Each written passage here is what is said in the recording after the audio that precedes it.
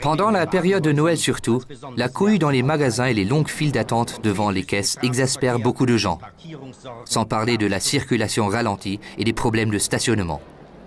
Pour la Suisse de demain, l'Institut für Landesplanung de l'EPF planche sur le téléshopping. Le client ne se rend plus au magasin pour faire ses achats, mais commande ce qu'il veut par vidéophone et le fait livrer directement à domicile. Grand passage, bonjour. Quel rayon désirez-vous? Rayon des jouets, s'il vous plaît. Quel genre de jouets, madame? Des fusées, des robots.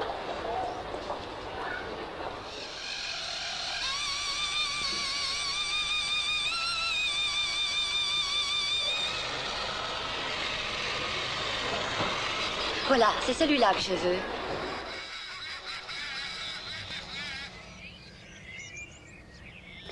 Je crois qu'en Suisse, tout le monde trouve qu'il y a assez de centres commerciaux. Si cette zone passait en terrain à bâtir, il faudrait au moins 200 ans jusqu'à ce qu'elle puisse à nouveau être cultivée. Que serait cette plaine sans aménagement du territoire? Fort probablement une zone avec des constructions à tort et à travers, sans ordre ni règles, qui perdrait très rapidement toutes les valeurs auxquelles nous tenons aujourd'hui.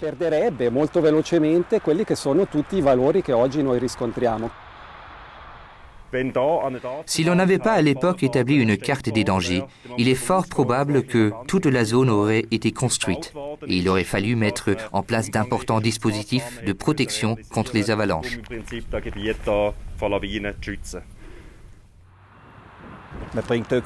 On a intégré une réflexion écologique.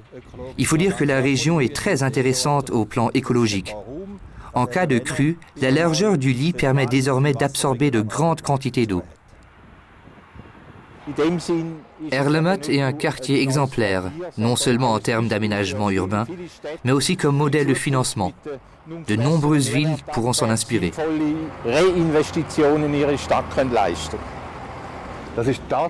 Cette zone était une île autrefois, et là où sont posés les rails, il y avait un bras du vieux Rhin, qui a été comblé pour la construction du port. Maintenant, nous allons rouvrir le cours du vieux Rhin. Le quartier Kleinbeck, Klein-Unigen, sera à nouveau au bord de l'eau. Et grâce à l'île, on pourra doubler les emplacements riverains.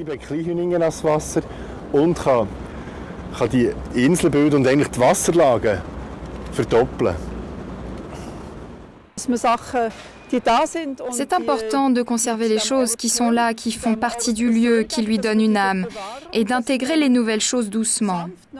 Qu'une ville grandisse, se développe et se transforme dans un processus permanent, c'est bien, mais il faut que cela se fasse en douceur.